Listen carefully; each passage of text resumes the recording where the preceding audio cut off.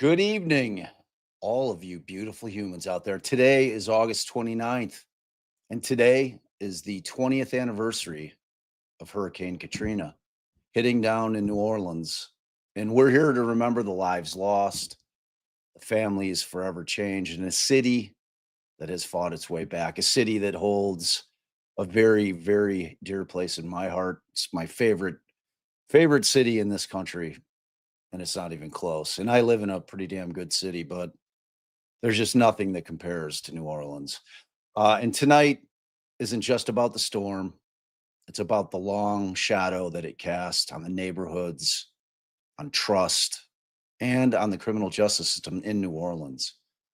See, because Katrina just didn't flood the streets, it flooded the courts. Courts were shuttered, dockets vanished, evidence was destroyed, people sat in jail without hearings. Public defense was stretched past the breaking point. What happened in those months after the storm changed how cases were charged, tried, and too often, how long people waited to be heard while sitting in jail. So, joining us tonight are going to be two frontline voices who lived it and served that community. Two New Orleans defense attorneys, including the city's chief public defender, and they're here to walk us through the chaos, the hard lessons, and what reform really looks like when the water recedes and the cameras leave. So I just want to give a bit of a warning. I have a lot of friends that live down in New Orleans. I have a lot of friends that lived through Katrina, and it can be and often is a very triggering conversation. A lot of my friends are so typically upset by even talking about it that they politely ask me not to even bring it up. And I'm not exaggerating. I've had more than a handful of people where I've kind of raised the issue of Katrina. They're like, look, it's a hard thing for me to talk about. So I just want to give that little bit of a trigger warning. If it's a sensitive subject for you, because I imagine we'll probably have some people from down in New Orleans that might be watching tonight. But I'm really excited about this conversation because, as I said, it's an important city to me. And as you know, over here on our channel, we try to educate the public, our viewers, our fans, our subs, everybody on what it is the defense attorneys really do, what we really bring to the table, how absolutely critical we are to the criminal justice system and in protecting your rights every single day. Every single day. So without further ado, let me bring on my brother from another mother, Lance Ungelsby, and my friend, Danny Engelberg. Gentlemen, how are you? Oh, doing well. Great. Thanks for having us, Bob. It's my pleasure. It's my pleasure. Thank you guys for deciding to join me on a Friday night leading into a long holiday weekend. And, you guys are down there. It is the 20th anniversary of that very tragic event that took place. And how is it being memorialized down there? What's been going on down in the city today?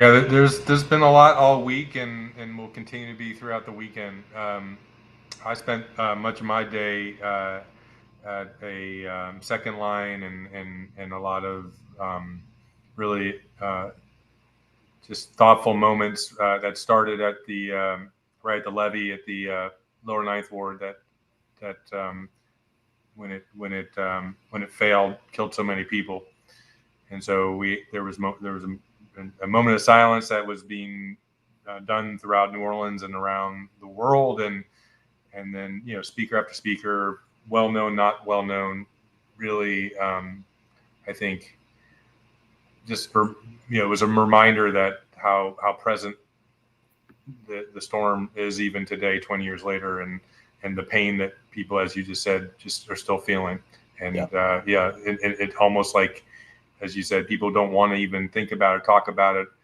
and when they do, it brings up all sorts of feelings of anger and just in rage at because I think what is clear, and if it's not clear to everyone around the world right now is that it was a people-caused disaster. It wasn't a natural disaster, and that that could have been easily avoided, and that caused so much death and pain, and while we'll get to talk to it, but also exposed what everyone in New Orleans knew were these really just incredible structural problems in the criminal justice system, but also in our communities throughout New Orleans. What did you get up to this week, Lance? Well, I think that just like where I'm at with my own life, my own career, is that it is so wild how it could have been prevented, right? It was purely the result of politics. It was the result of incompetence. It was the result of ignoring the sign, and that people they forget that what happened was everybody went to bed that night pretty relieved. I mean, the storm moved east, which of course did mean it wasn't going to still cause destruction to people we love, but it moved towards Mississippi, and people woke up the next day and they were relieved. It was only the next night that everybody went to bed that they woke up and the flood happened. And it happened at night, even more dangerous, so and more problematic. So it was purely the result. New Orleans flooded because of man-made disaster. It wasn't the storm. Right. And the thing is, for me, New Orleans had a history of kind of internal politics and just this is the way it is. And while that is sad what happened with Katrina, some of the ways of New Orleans needed to wash away. And I was there from the beginning at the public defender's office. I was actually trying to get a job there before Katrina, and I couldn't because it was so ingrained in politics that they had a group that would do it part-time. And then they would get health care, and then they would go do a private practice. And so they didn't really have their best interest was not in the representation of the people they represented in public defender work. They were going to get paid the same no matter what. So in terms of the way that the storm decimated that office, that was a good thing. It was time for, I think for many years, the people that needed good public defender work were not getting it. And, as a result of the storm, the way that it worked was the public defender's office's budget was off of traffic tickets. And so therefore there wasn't much of a budget, and so these guys, they'd get these jobs, they keep them forever. Well, they're going to get paid the same no matter what, whether they go to trial or not. So they pled a lot of people out that didn't need to be pled out. And to me, I think what happened was between the judges and the public defenders and some dirty prosecutors and just the whole system kind of just had a wink, wink, nod, nod. And that's what led to the police being so corrupt.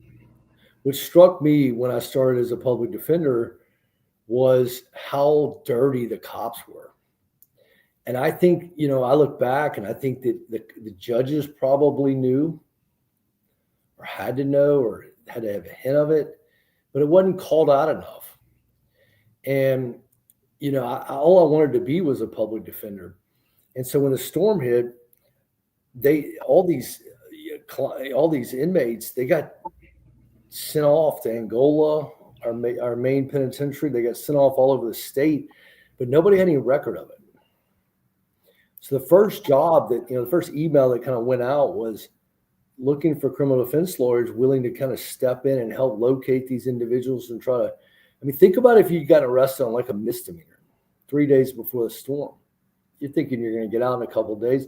Those people stay in jail for 90, 120 months. 120 days. And so, it was a fucked up system when I took over, when I started working there. But I couldn't get a job there before the storm. I mean, I started off as municipal court because that was a job that was available, and that was a good experience. I got to go on like CNBC because it was a cop some cops beating up somebody that was drunk in the court. Like I got, because I would represent all these people that had done hardly anything wrong, but the way the judges were like, if they can't pay enough money to get out, if they can't pay this court enough money, we're just gonna make them sit in jail. I mean, it was very weird. Yeah, well, let me ask you this. So, and both of you answer in terms of, so, and then Lance, you did a nice job of explaining the fact that I think that people that may live outside of the area may have kind of a misunderstanding that they thought that maybe it was the storm itself, but in fact it wasn't. When the levees failed, particularly the 9th Ward levee, and the water just came rushing in. And in terms of the flooding, what impact did it have on the system? When you say that there's a bunch of guys, a bunch of people, and I'm assuming they're pretrial detainees sitting in jail, and they're not able to access records, like paint a clear picture in terms of the system, like how the storm itself impacted things like being able to access records, knowing who's who, like how the docket went down, like paint us the picture of how it impacted, like from the baseline. Because Danny, you end up coming down a couple years later, right? Yeah, I arrived in 2007. All right, so Lance, you're there, you're front end, right? You're there, you finally get the opportunity. How long are you out of law school at that point? I've been in law school about 2 years. Okay. But no, I wasn't there yet. I mean, I was a municipal public defender, but I was not anywhere near getting the opportunity because the people that did that job never left. They didn't have any reason to. I mean, it was a good gig for them. And, but the storm magnified the incompetence of not just the PD's office, but the entire justice system, because the courthouse flooded. Right. Records flooded, but the jail flooded. And I mean, Right. as the water's coming in, the sheriff had to get these people out of there. So there was no logging in as to what jail each individual was going to. So these families didn't know where their family members were for months. They didn't know where they were. Right. But let's flesh that out for people, though. So, because when it was bearing down initially, I think they had it as a Cat 5. It went down to a Cat 4. What did it make landfall at? A Cat 2? A Cat 3. Cat 3. So you guys as a community are like you said, you kind of went to sleep feeling like, wow, we dodged a bullet. So in terms of evacuations, did they call those back in terms of once the storm, once they were able to downgrade it without, because like when you have the natural disaster aspect of it bearing down, and you can see that it's breaking down to where it's going to be palatable for the city to be able to handle it in terms of natural disaster side of it, but not really anticipating that the levees were gonna fail like that. So did they, like, what happened with the concept of saying, all right, we have to make arrangements ahead of time in the event that, say, for instance, jail floods? What are we going to do with all these people? We obviously can't keep them in the jail. We've got to move them. And where do we move them? And I guess what I'm getting at is that there's nothing in place. No thought process has been happening in terms of what we're going to do for these pretrial detainees that are sitting in there, or if they're convicted of a misdemeanor and they're doing, under a year. But like, how does that work? Like, what happened with it ultimately? Well, I mean, honestly, I don't think anybody was prepared for it ever. So, where the courthouse is, you got to think of New Orleans as like a pond. And nobody ever thought of it that way until the storm. but a lot of places in New Orleans were never really meant to be inhabited. When New Orleans was created, the oldest city in America, it was the French Quarter because it was the highest ground. And so I think a lot of places in New Orleans were never meant to really be built on. And the courthouse is kind of part of that lower bottom part. And so there were no preparations for that this could potentially happen. I don't think anybody ever envisioned the city flooding the way that it did. Nobody envisioned 14, 16 feet water coming up in people's offices. And so, I mean, everybody would, a lot of these, if you see the footage, I mean, they're people on their roofs for a reason. Yeah. And so there were no logging of records. There were no preparation whatsoever. And so while maybe people put their guard down, nobody was ready for it ever. I mean, one thing I think was there were over 6,000 people in our local jail.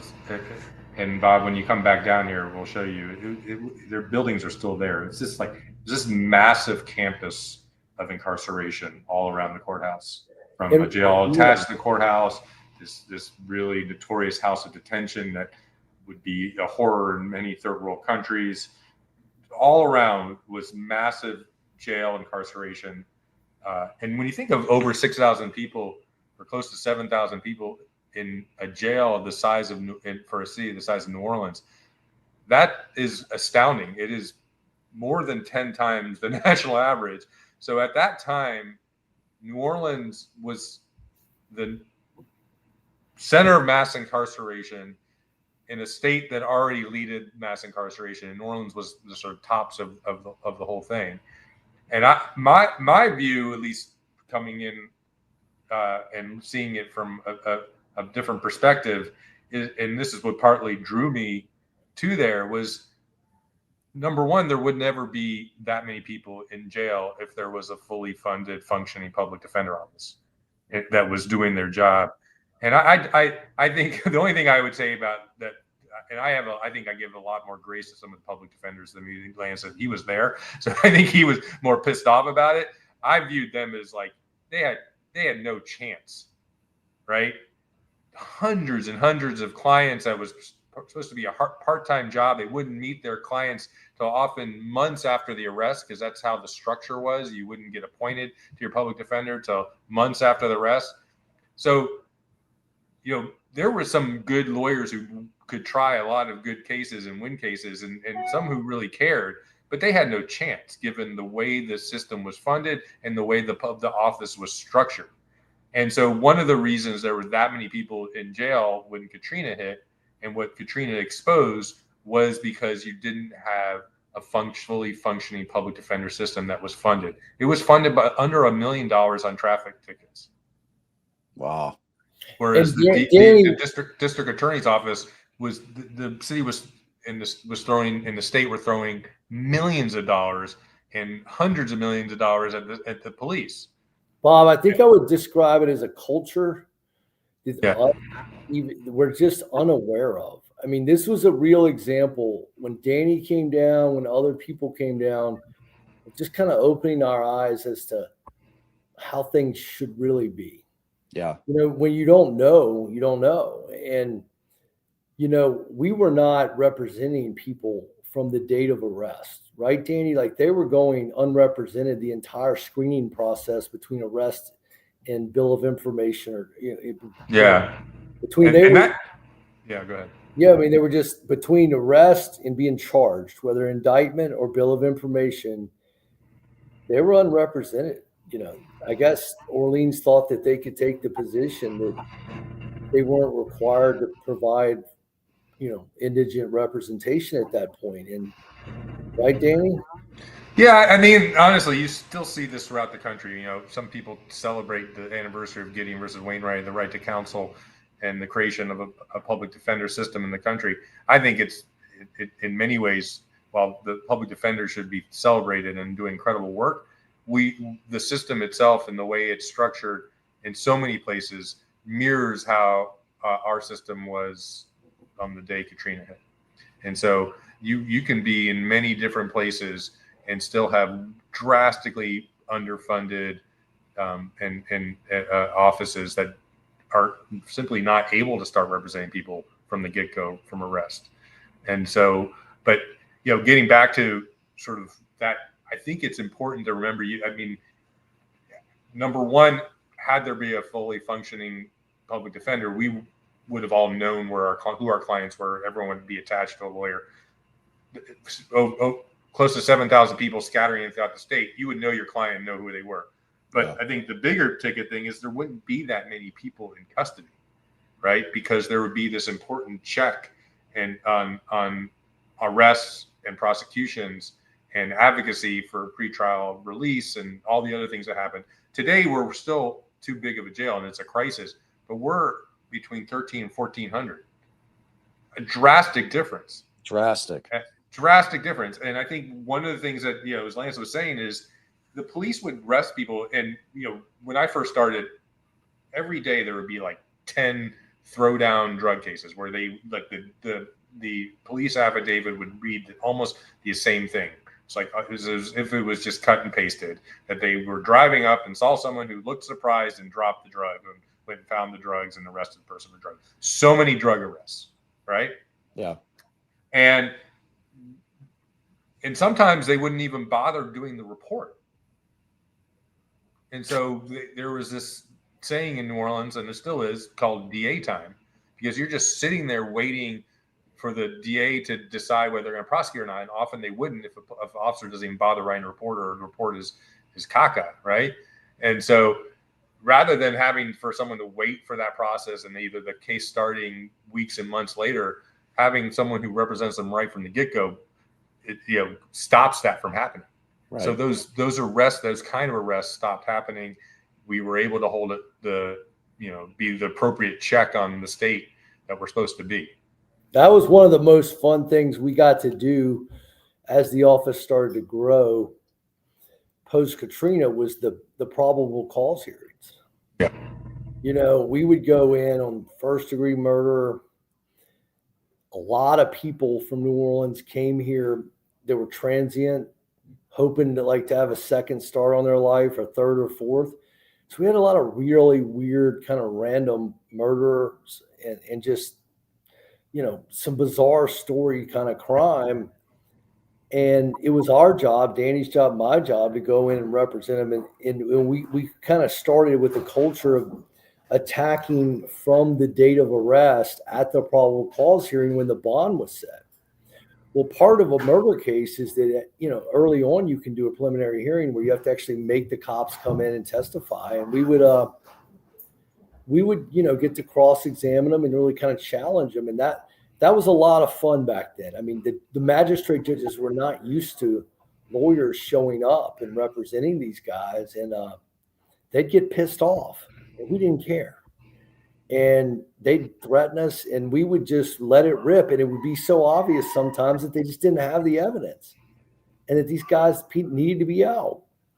And so they hated it, because that meant they had to be on the bench longer. What used to take 5 minutes was taking an hour.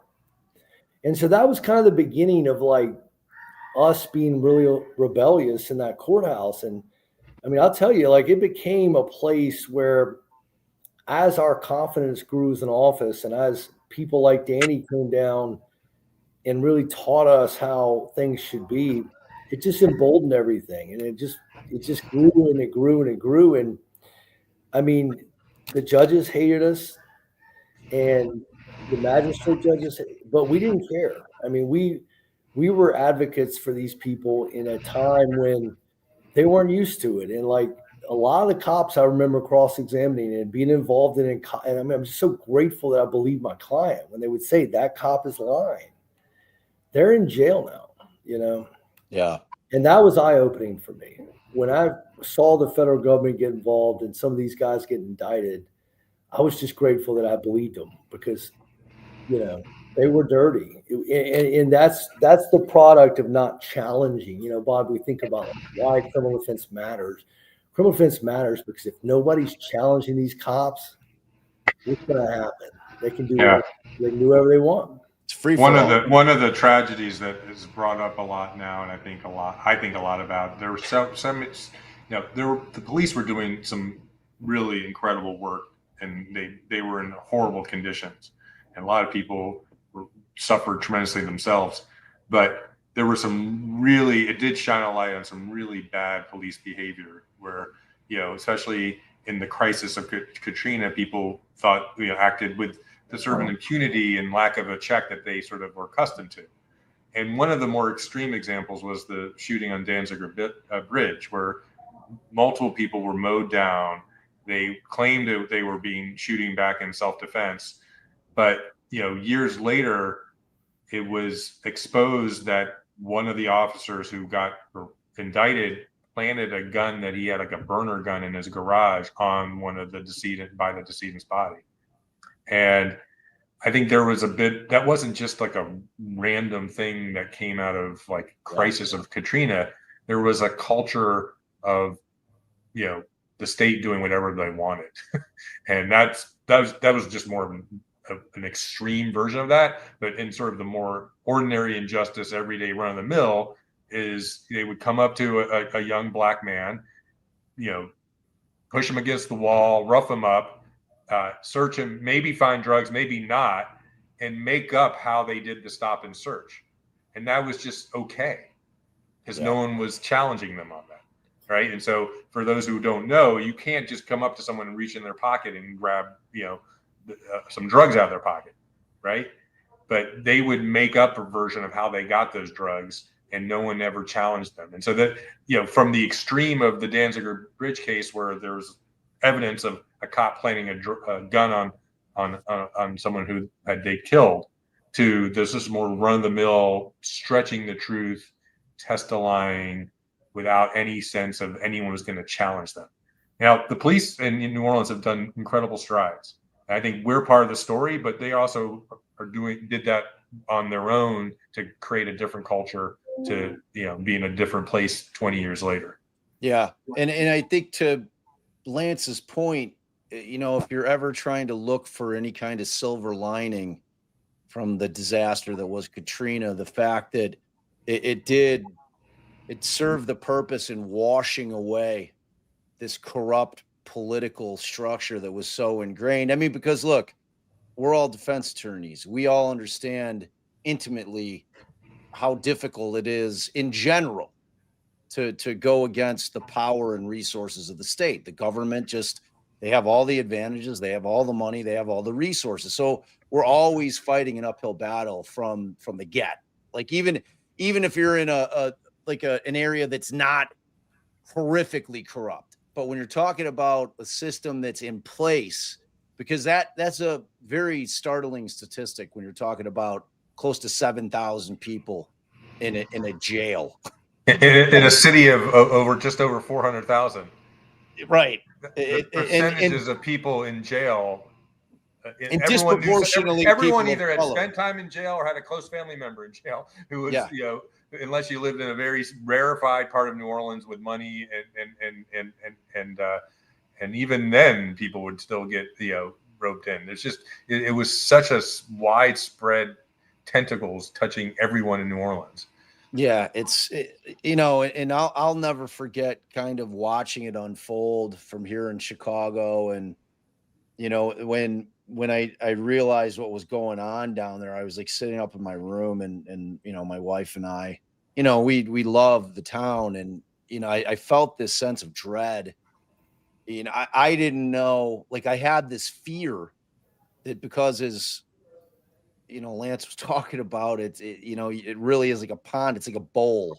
Like if you think about New Orleans as a bowl, and, because people that don't understand the city, it's under sea level, I mean, that's why all the cemeteries are above ground. That's why you don't bury your dead in the earth, because you're hitting water. But, I just had this sense that at some point, that the powers that be down there were going to look at it and like, do we rebuild? I mean, or is this going to be kind of an issue that is never going to be able to be fully cured, even if you have you need the Army Corps of Engineers doing shit properly. You know, even had they done their job on the front end, you know, I mean, we could get into a very long discussion about how conveniently it hit the Ninth Ward, which, you know, was almost all black, you know, but it's like, but it's the heart and soul of the city. Like when I came down the first time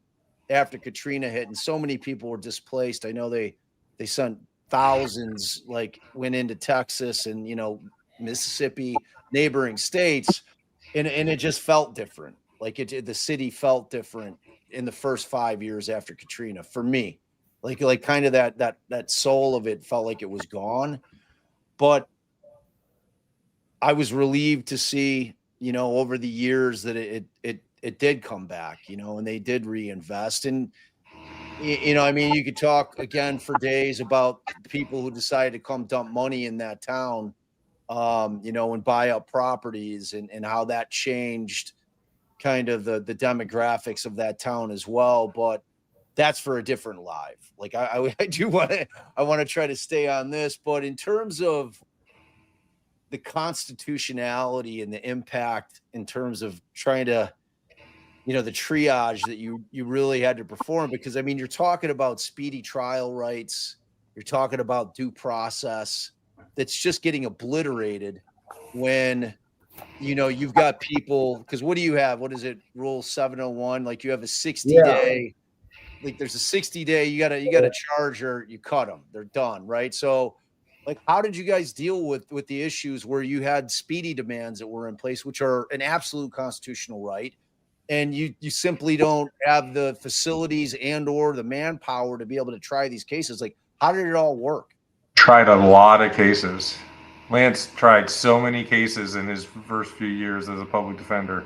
How many do you think you tried?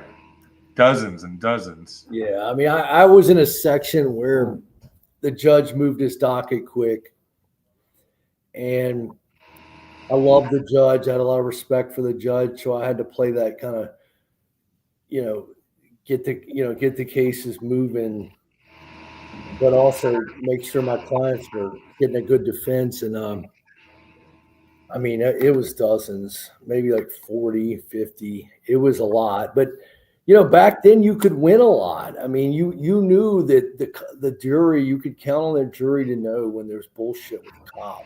If it was a cop-driven case and there was something to work with, you just had to have the guts to do it. You know, they were also back then, like, if you lost, your client would get so much time. I mean, and they would use the multiple bill, they would use the habitual offender to enhance everybody. And because of the way that Danny just described, the way the city operated, well, that was for decades and decades. Everybody had convictions. You know, if you were black, you could have been a pretty good guy, but you may have still have 2 or 3 felony convictions. So you're looking at life on your next one. And they're offering you 10 flat, you know, on a fucking simple possession of crack.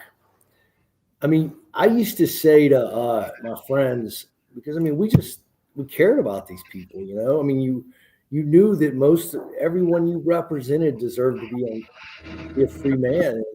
And I said, you know, what would I give up for to have a tongue that could talk in a way that I could get all these people out? You know, like what would I give up in my body to do that? Because you cared. Yeah. And you just knew that you had to have the skill set to do what you could. And so it was on us. It really was. Like, it was fun. We had to be great.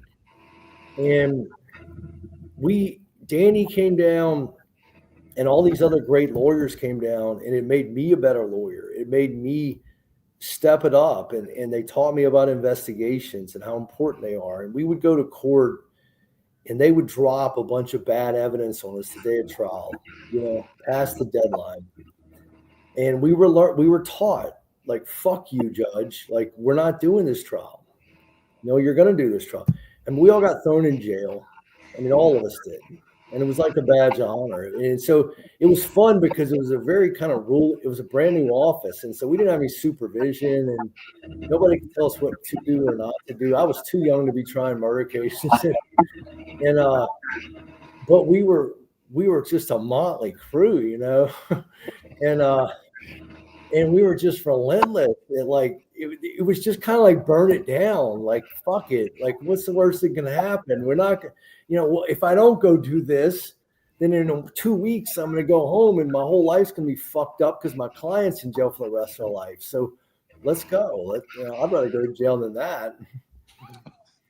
So, but Danny, so where are you? Like in the 2 years preceding when you end up down in New Orleans? Well, hey, I'll do a little advertisement. There's this great for anyone who wants to be a lawyer and wants to be a public defender or even a defense attorney. There's a great fellowship. It's one of the only ones, or I think the only one in the country that I was doing. It was a post law school 2-year fellowship. It's called the Priedman Fellowship. So I was a lawyer, both working at Georgetown University Law Center, supervising students in the clinic, but also trying my own cases with great supervision and training. So I had those 2 years to be a baby lawyer myself, but in really kind of highly supportive, highly trained environment. And Bob, what really is so cool, and the listeners should know about, is like, I think in life, like, when there's something that hits, right? There's a tragedy. But for all these people that are not from New Orleans, the public defender system of New Orleans is today doesn't exist. Like the greatest, like people who cared, who had passion for public defender work and believed in the system, they just like swarmed down here. They parachuted in. They heard what was happening. And said, you know what, I'm going to go make a stake in New Orleans and live there. And like Danny's living proof of that. Like he's still there. Like, I mean, like as a guy who was already here, and was meeting all these people, it was like the only one, I was like, wow, welcome to the party. Like I just can't compliment Danny enough and the people that came down and did it. And just like at that moment when you didn't think you could do it alone or you cared alone, like, it was something, it was something to watch the way that people came down, and they taught me a lot. They taught me a lot about investigations. I mean, we weren't really doing a lot of investigations. We didn't have any investigators. Yeah, I mean, I would say it was definitely for me. It was a two-way street. I think it was. Wait, one Danny, of the things about hold on, Danny. All right, so one of us has some kind, like everybody in the chat saying they hear some kind of like interference. I hear it too. Do either of you guys have like your phone or something running in the back? Because there's something that's causing, like, Danny, go into that thing that looks like a gear down at the bottom of the screen there. Do you see that? Mm-hmm. And then hit it and then go into audio.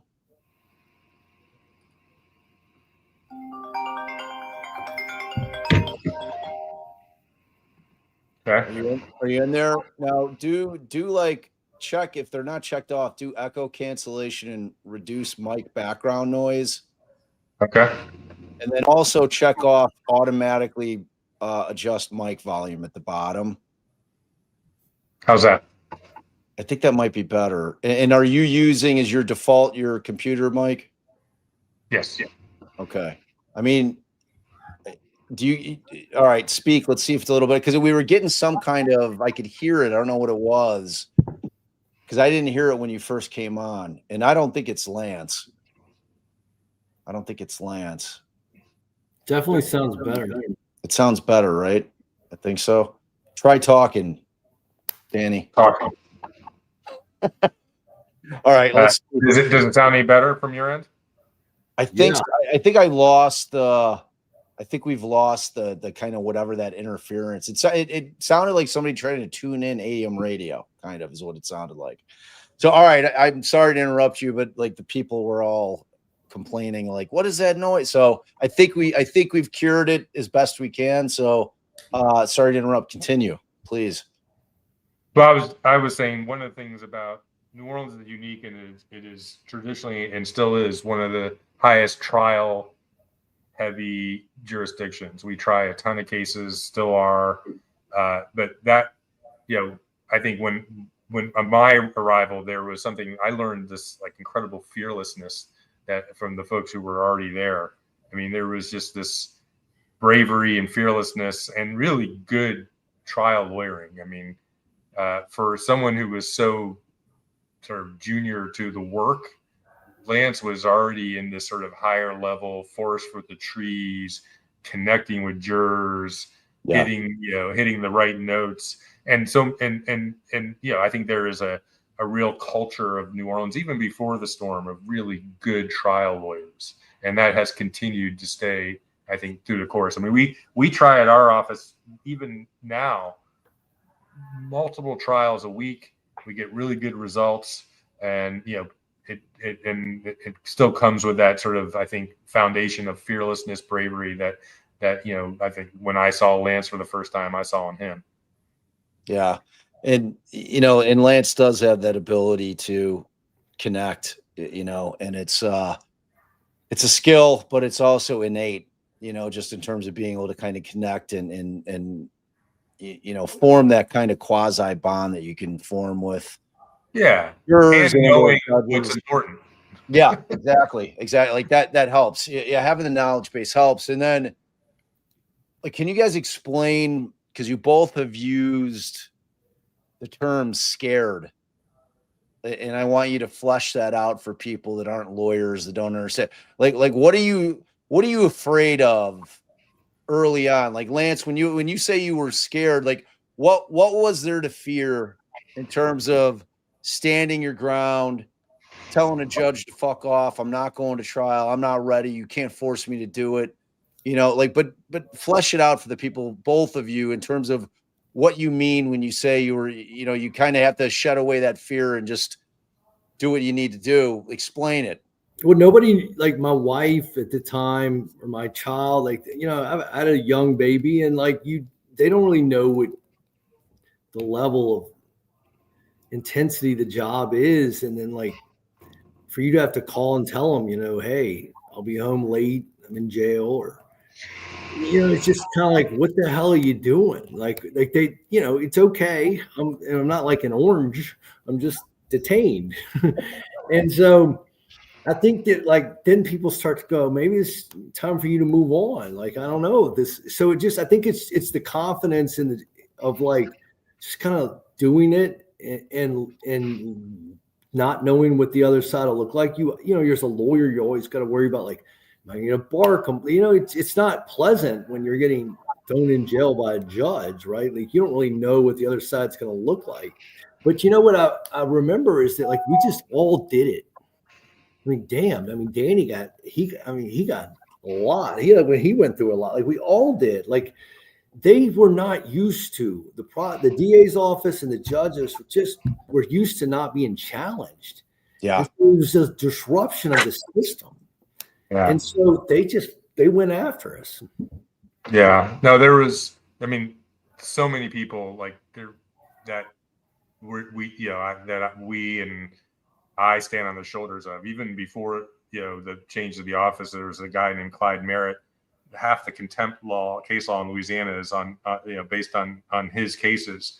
And he was just this fearless guy who had been a public defender for decades leading up. And just especially early days, the people who were really committed to this model of a full-time office that was going to, litigate everything fully to the tilt, even from the most minor cases to the serious cases.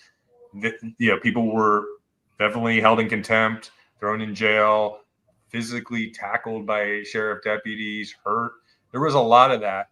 But, I think one thing, Bob, that, Lance doesn't, he mentioned it, but he doesn't give himself enough credit for, I think, is what Lance had and what I think became a culture and still is this like incredible. If you're a good attorney, you envelop the cause of your client. And if you're a really good attorney, you care a lot and envelop the cause of your client. And so that, I think the fear, so much of that is the consequences to our clients. And I think if people don't know it, in Louisiana and many other parts of this country, the punishments, even for some of the most minor charges, are so draconian. Yeah. And so the risk of even pushing against the state or challenging the evidence or going to trial was so high. Now, I'm not saying we didn't, that was our personal risk, but when you care about your client so much and you envelop their cause, that's devastating when bad things happen to clients. We still win a lot, and we have won a lot over the years. But I think any public defender or defense attorney, Bob, the losses crush you so much more than the wins feel good. Yes. And so I think there's so much fear there. I have this memory of Lance bawling after one of his cases because of this sort of connection he had with his client. And we cry a lot at our office. It's just what we do. Yeah, we're criers. I think all defense attorneys are criers. I probably imagine that was maybe from winning. You're like, people are like, well, you should be so happy. You're just relieved. Yeah. It was the pain of, it was the joy. It was the avoidance of pain. Yeah. Yeah. Actually, it was never the joy of winning. It was never the joy of winning. It was that I don't have to feel the pain of losing. Yeah. You don't get that high from your win. You just sustain. Yeah. It's just relief. Yeah. If that's and a lawyer told me once, if you're a really good criminal defense lawyer, you don't burn out, you just burn up because it's just too much. And Clyde was our mentor. He was an older lawyer, and he probably, I think, had been held in contempt like 30 times. I'll never forget that. One time we did a trial together, and our client was in a wheelchair. It was attempted murder. And I got there a little late. And Clyde was like, oh, don't worry about it. You ain't got to pick the jury. He was training me. And I probably couldn't do this today because maybe against the rules, but there were no rules back then. And he'd already filled out the Boykin form, which is the form where he pleaded guilty, but he hadn't made it official in front of the judge. So I looked at the client and I said, you're in a wheelchair. There's no chance you're going to make it in prison for the next 15 years. It was a 15-year plea. And we're going to rip this up and we're going to try this case. And I just ripped it in half, fucking tried the case, and then not guilty. Yeah, I think that's the kind of shit. Like, I didn't know that. I'm that's probably not the best idea, but back then. I mean, the razor's edge of the difference between the 15 years and freedom. I mean, that's what we do. It is so dramatic. And you can't go home at night if you know you're good enough and you have enough to work with. That's the dilemma, Bob, right? Yeah. Is, do you tell your client to take that plea, or do you give, you have to make a judgment call. You have to predict behavior of that jury. Right. That's what the pressure is. It's like, am I good enough? It wasn't like 2 years, right? It wasn't like, oh, he'll be on 6. I mean, this is a life-changing plea. Yeah. And that's what we faced all the time, especially because of these guys with these multiple, felony convictions, and they were threatening the multiple bill. Is, am I good enough to right what I see as an injustice? And am I willing to go to the mat for it? Right. Yeah. Fuck it. For the next 5 days, I'm doing it. Knowing what the downside is for your client. That's the rub. You know what I mean? That's the fear. And the other part of it is that, when you're coming out of a system that's corrupt as fuck, and you've got judges that are just hammering your clients with sentences, with trial tax, if you bring it to trial, you've got dirty cops that get up there at that point in time that, are being believed until all the shit starts getting exposed. I mean, for there to be a situation wherein there's 6,500, 7,000 people out of 400,000 in OPP, that's a fucking problem. There's something broken right there, fundamentally broken. And short of Katrina, to Lance's first point,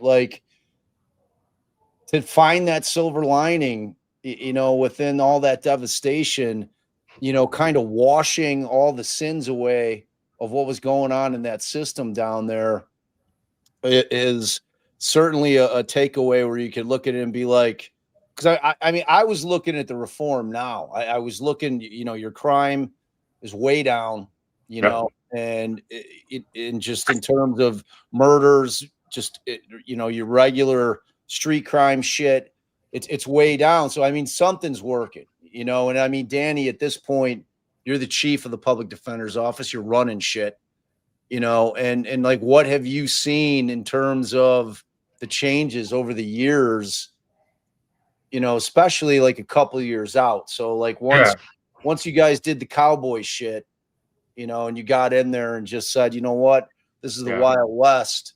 Fuck it. We're going to take these guys to the mat, and, we'll see what plays out. Because I mean, really there was no downside for your clients because they were getting fucking railroaded anyway. Right. You know what I mean? So like, but what took place that really started to effectuate the change? Yeah, I mean, I think one thing, there's some basics to what our work is that is critical, and it's not brain surgery. You have a funded office with people who do the work, enough people to do the work with the training and experience to do the work. You start from arrest. You hire people that care, that work hard, that are skilled and talented. Those all things are important. The one thing that I think a lot of people don't see that is super important are the sort of people behind the lawyer in the courtroom, and having a team that represents that client. That makes or breaks both the result for the client. And that's not just in the trial or the sort of the jousting of litigation. What we do, and that I'm really proud of, that took years to develop, is we have a whole division of social workers and client advocates, many who have been through the system themselves, who help someone get to a better place when they're done with our case, whether it's through a trial or a plea or whatever, or dismissal, than when we first meet them. So we are actually, it's an odd thing to think about, but as a criminal defense firm that is the public defender office, we are actually making things better and safer and healthier for the community. Yeah. And that is one of the most like satisfying parts of the job, especially when I see someone who is doing well, and I know that we played a small part in helping give that person the support or the chance to improve their lives. Yeah, that's huge. And I talk about constantly on our shows. I don't think people understand, unless they watch this channel pretty frequently. If you're going to look at the root cause, there's typically three things. There's poverty, there's mental illness, and then there's addiction. And a lot of times it's a combination of all three of those things. And, for many years, and I'm talking hundreds of years, those things weren't taken into account at all by our criminal justice system.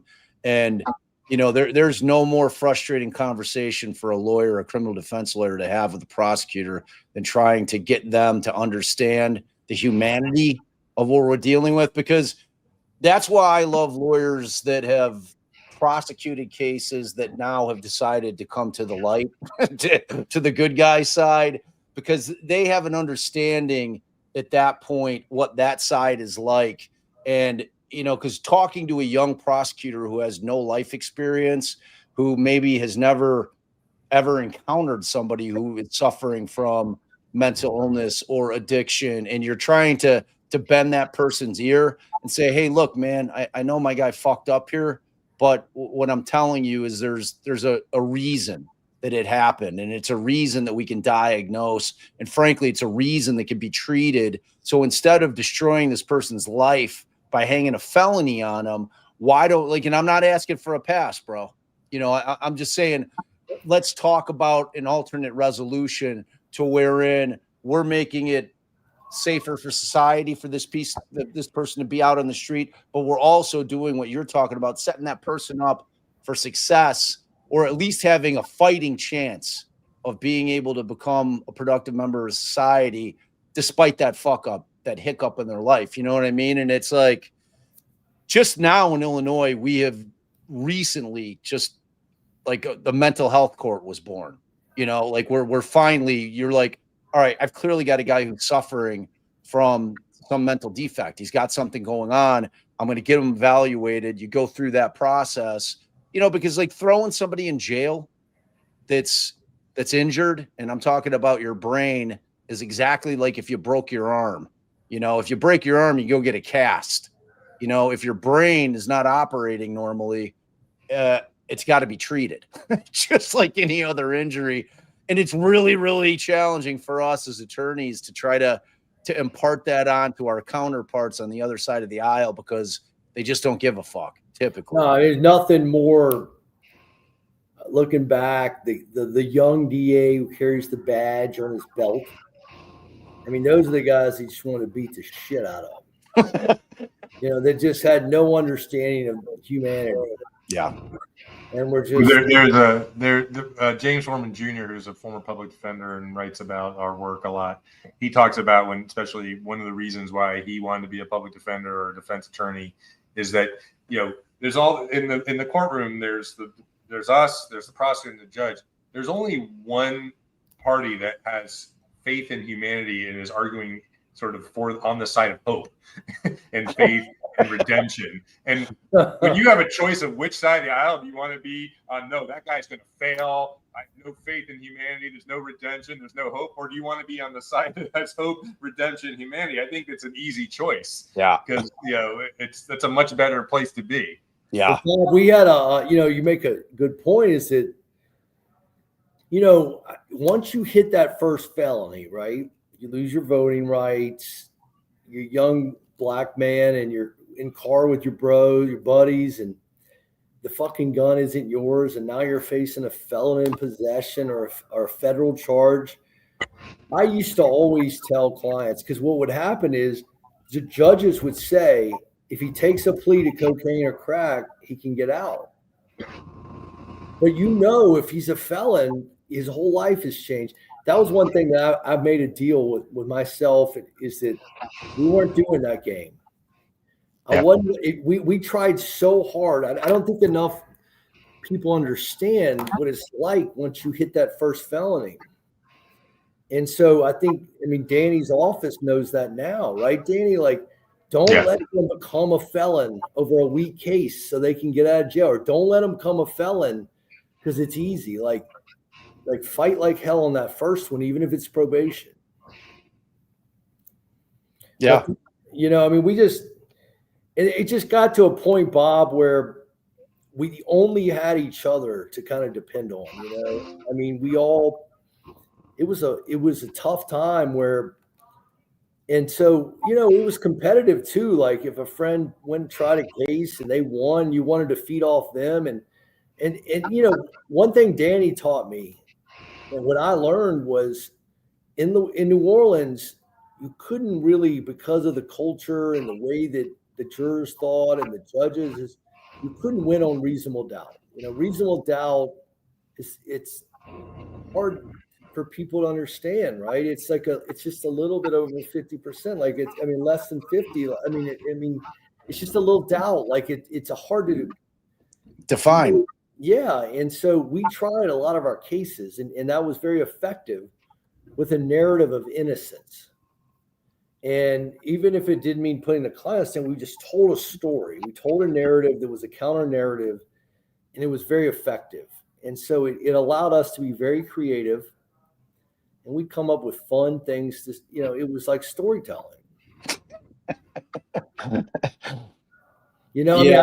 I had like a throwdown crack. Not a throwdown crack. I had a guy who it was an armed robbery. It was a carjacking, and the guy called in on 911. He sounded hammered,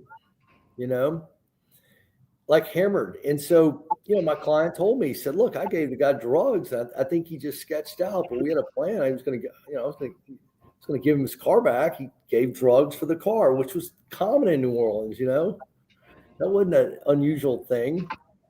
And so you got a carjacking, and I'll never forget how much fun I had trying that case on I think you were telling me this story last time I was down, and did they have a term for that? Or Well, we describe reasonable doubt as bad gumbo, where like one ingredient would be enough to sour the entire case. So if there was some part of the prosecutor's case that the jury couldn't believe, they couldn't throw it out, right? You can't throw out the bad ingredient. Once it's in the gumbo, it's in there. Because you had to find ways to explain this to jurors who maybe just weren't that sophisticated or didn't have a lot of experience. And so, yeah, we had a lot of fun back then. I mean, my friend Mark came down and he took a case for free. I mean, it was kind of just all hands on deck. I mean, and we created so many great bonds. But it was the commitment to when HOD, House of Detention, that Danny brought up earlier, the jail. I mean, I remember going down there after Katrina. They didn't have any AC. So you knew if you go meet with your client in the middle of summer, I mean, that was like 100 degrees. I mean, you better wear a t-shirt and get ready. I mean, you're going to sweat your ass off. And I'd spend hours back there. But that's all we knew. You know, we didn't really think hey, maybe we should file some kind of complaint or something. We just did it. Yeah, and as far so talk about from 2010 to present in terms of reform, because one of the narratives that was coming out of New Orleans with respect to Katrina is that you basically had a kind of a ghost police force, and how do you get good people in those jobs? And does the Department of Justice come down there and start taking a look at shit? Like what happens in terms of kind of switching it permanently in terms of how they were operating down there? Yeah. I mean, I think one thing that is present, especially in 2025, is nothing's forever. And any progress you made, you have to hold on to and fight for dearly. So there's, but I think there, in terms of policing, because I think in part by some of those tragedies during Katrina and that were people thought they had the impunity to do things that were both horrible and also cover it up. That did also expose a need for a consent decree. And so the police department entered into the consent decree, and it's been a long process for them. And, they're still in the consent decree. And in addition, our jail entered a consent decree. So those are two outside reform mechanisms in our system that have been really impactful. And, not everyone loves them. I think there's a lot of compliance, a lot of expenses. But, as I said earlier, I think both a combination of consent decree, other reforms, and a full-time public defender office, that has moved the needle significantly for both policing and jailing and conditions that, it is a night and day difference between before 2010 and before Katrina and now. But Danny, talk about how you have been able to get the city on board with funding, the state on board with funding, how you've been able to flip the script as to how important it is to the entire system that not only the DA's office gets funding, but your office gets funding. And I mean, even when the DA we have now ran originally when his first campaign, he ran on how important it is that the DA's office get funding. And there was my predecessor, this guy, Chief Derwin Bunton, who was there for many years and was, and then also his predecessor were all very integral to make this happen. But he tells a story when he first, rewind, you get the whole system is functioning on just fines and fees on traffic tickets, less than $1 million. Yeah. We do part of the reform statewide, and some really amazing champions create the beginnings of a state system in 2007 with the Public Defender Act, which starts to have some state funding to supplement those fines and fees that all public defender offices around the state are relying on. But one thing that happened, is that the folks who were there, and especially in those early days, and the folks that I work with, realized that the biggest disparity and inequities was at our local funding level. And you see that in Chicago as well. That the in a relatively progressive city, they were throwing millions of dollars without any questions at their police and prosecutors, and nothing to public defense. And again, like close to $300,000 to arrest, prosecute, and jail people. $300 million to both arrest, prosecute, and jail people, and nothing for public defense. And when my predecessor went to the city council, he was essentially told, "You got to know your place.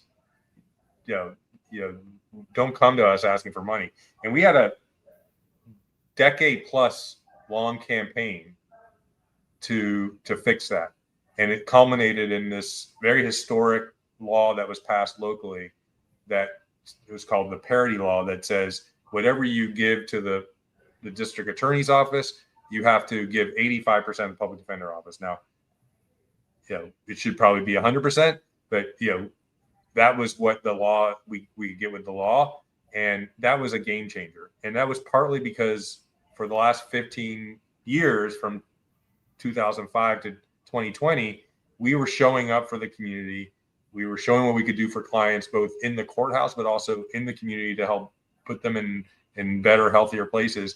And I think proved to the city and to all the constituency around the city that we were an important investment, both not only for the fairness and equity to protect innocence, but also to really provide just important service to the city and to the citizens.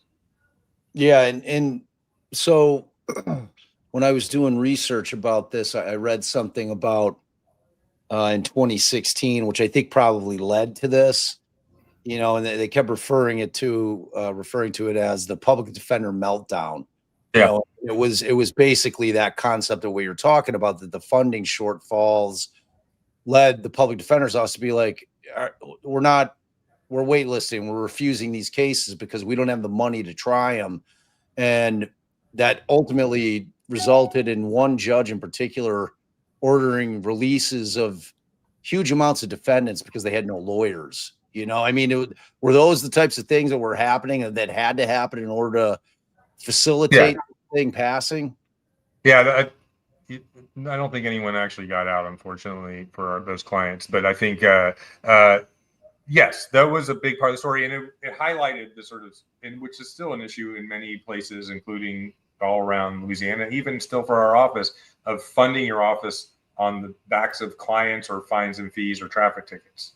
It's unsustainable. It's unpredictable. Like, we literally would be like, well, we'll budget for this many lawyers thinking that this many tickets will be written.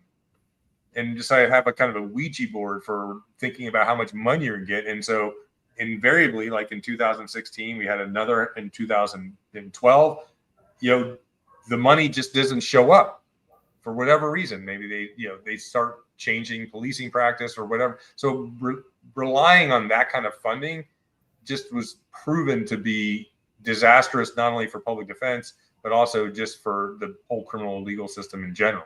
Right. So one of the things that is, I think, a big deal about, and should be happening all throughout the country, about if you're going to fund the prosecutors, you should fund the public defenders equally, is that you take all those variables out, you give some sense of reliability to be able to staff and serve folks, and not only just be like, okay, I hope I can fund 50 lawyers or 40 lawyers, but maybe midway through the year I realize we don't have enough money and we have to cut 10 or refuse cases or do all the things that happen in those years.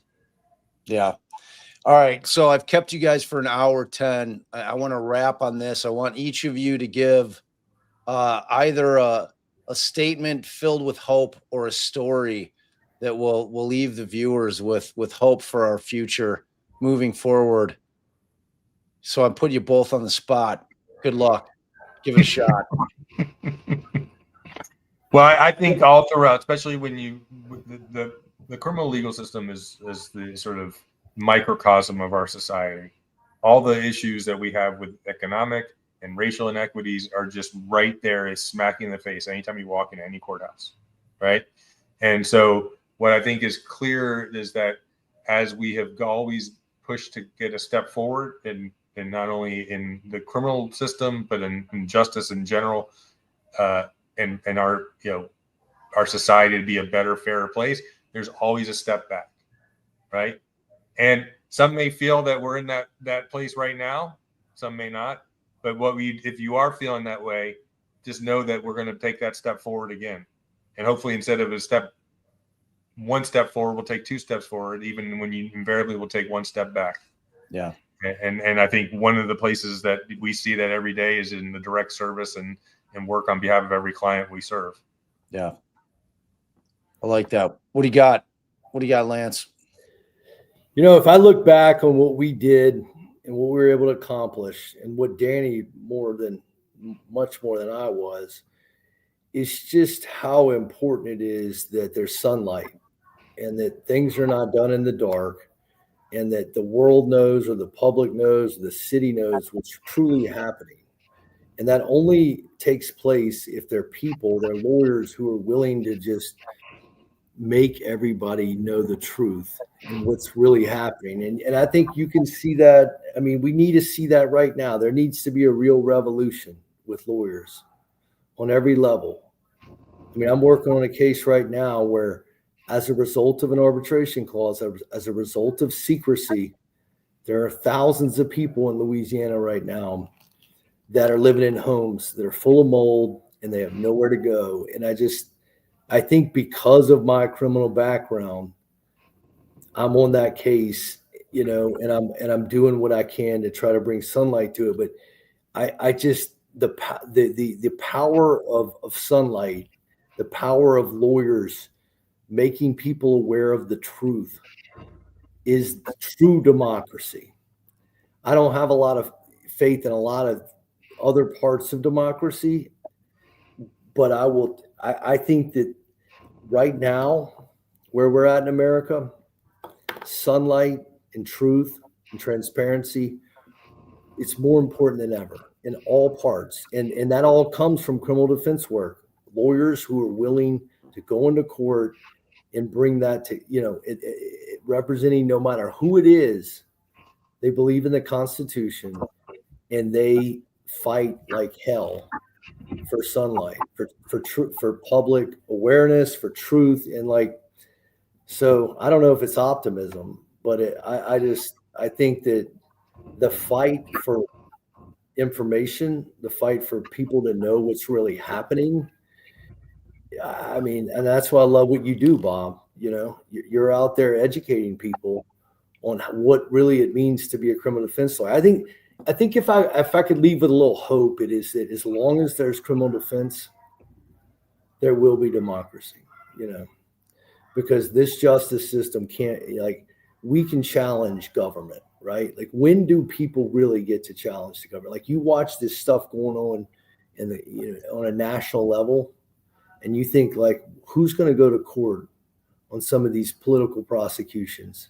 Well, you know, at the end of the fucking day, 12 good jurors are going to be picked for those trials. And so people who are being politically prosecuted, they will get a fair trial. There's no stopping that. You know, there's no way the president can stop that. I think the belief in the jury system is what will keep our democracy preserved. You know, 12 unbiased individuals getting to decide cases with no, you know, preconceived notions as to how it should end up. That is going to keep us going. Hear, hear. I'm here for it. Well, you guys are both awesome. I love you both. You're both doing yeoman's work out there. Danny, just keep fighting the good fight, man. You know, I say my father was a public defender for 15 years, and it's a thankless and absolutely critical, heroic job that you all do. So I always tip my cap to public defenders, because you guys, the whole thing would fall apart without y'all, and that's a fact. So I thank you for your service, Thanks, Bob. man, and fighting the good fight out there. And Lance, you know I love you, man, and you keep fighting the good fight too. And Lance, you know, you do it in a lot of different ways, man. But one thing that I know intimately about you is you're all heart, and we need guys like you out in these streets, in these courtrooms, because otherwise we're lost. So I hope you guys have an amazing weekend. I hope you get some time to rest and relax and spend time with your families. Thank you both for hanging with me on a Friday leading into a holiday weekend. And hope you guys always have a platform here. Anytime you got something you want to talk about, you just hit me up and, you know, I'll bring you right on. Thanks, Bob. Thanks, right. Bob. Love you, buddy. Love you too, man. Bye. Bye. All right, y'all. So I love those guys. I mean, you got to love those guys. You know, it's like, do me a favor. Do me a favor. It's like I'm always having these types of lives where I'm really trying to show you guys in a bigger audience that what the reality is that's going on out there, because we kind of get wrapped up in the high profile cases. And what I'm always trying to force down your throats is that this is going on. The things that you see in the cases that you follow that make you uncomfortable about the state of our country, about the state of our criminal justice system, are happening everywhere, every day. And we have to care. We have to care. We have to have a voice. So I will continue to shove this kind of content down your throats. I hope that you take something from it. I hope that you can see the type of people that do this kind of work, because every time I have people like Lance and Danny on, I think you can see immediately what the cut of their jib is, the kind of people that they are. And we need people like that doing this job. And I hope you guys help me spread the word. Share it out there. Say, hey, you know what? This is a really interesting, important live. I think it's worth your time, you know, because like Lance said, transparency is everything. It's everything. If they try everything in the dark, we're lost. Just remember that. All right, y'all. I've had an extremely long day. I am going to go try to relax this weekend myself. I love y'all. Maybe I'll do something on Monday. Maybe not. I'm making no promises. For sure, you'll see me Tuesday. Got the defense putting their case in chief on in Adelson. Should be fascinating. We're going to get to see Donna get up there and try to talk her way out of what seems to be very dire circumstances for her. So I love you guys. Thank you, thank you, thank you. Remember to like, share, subscribe, do all the YouTube things. And remember, without you guys, I'm just an old man talking about a lot of cases. Talk at you next time.